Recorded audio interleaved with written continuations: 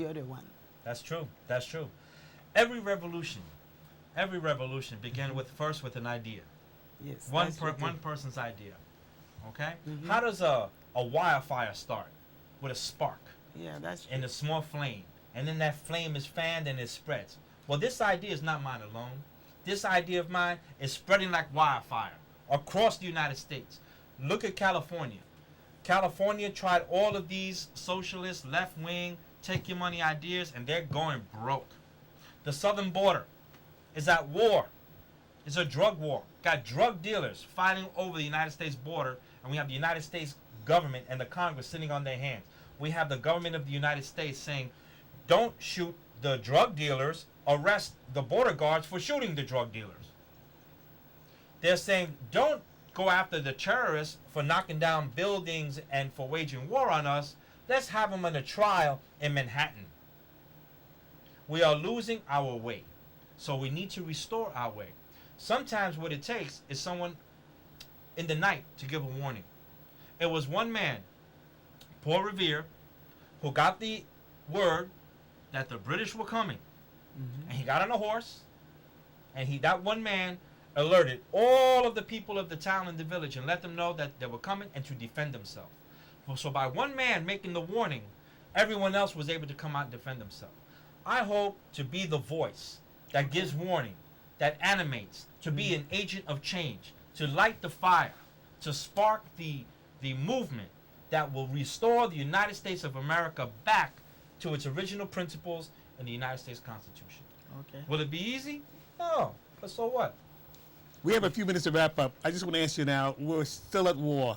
Afghanistan, Iraq. We have about, 50,000 troops in Iraq now. And then Afghanistan, how long will we be there? These youngsters are coming home in body bags. They're coming home with PTSD, etc. Please comment.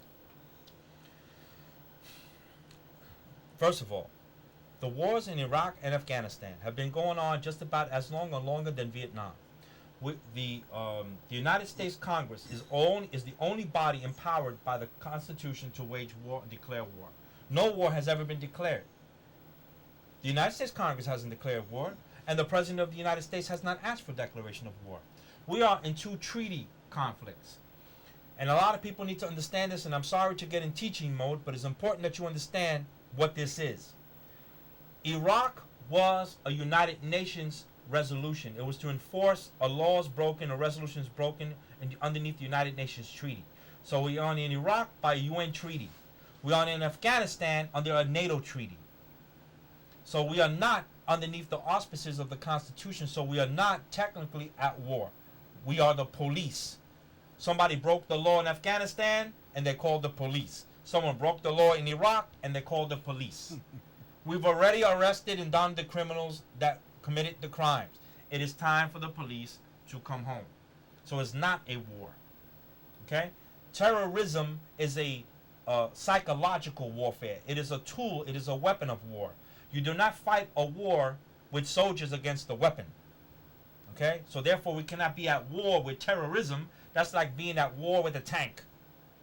So it is time for us to recalibrate. Either we give our soldiers the rules of engagement where they are able to destroy their enemy or not. Once, Mr. Butler, as you know, as formerly infantry and military men, once the rules of engagement tell a combat soldier he cannot fire on his enemy, then he's no longer in combat. If you're not in combat, then what's a combat soldier doing deployed in a combat area? So therefore, if a combat soldier is not there to fight and destroy things and break things, then what's he there for? They should come home. They should come home. If that means their job is finished. That's why. So that's my take on it. As a United States Congressman, I will have to look at it prudently and understand exactly all the facts and figures that will be required. There's probably some classified information that I'm not privy to at the moment, but logically speaking is that if the President of the United States sends troops to combat and tells them don't shoot people, then they have no reason to be there. The only reason why we send combat troops out is to engage in combat. Okay? We're not there to build schools. We're there to have combat. Engineers build schools. Engineers build buildings. So we don't need combat troops for that. So, Tony Mele, you've been most informative and articulate. Earlier, you want to say anything? I say few, things who might interest, to the people. Après-midi encore, comme nous connaissons, nous avec Mr. Anthony Mele. Maybe by the time you hear you see the program, because he's having it today, like the eve of the election. But by Saturday, when you listen, maybe I wouldn't be able to say Mr. the future congressman, so it will already be the congressman. So for those, but for some people would already see it the same day.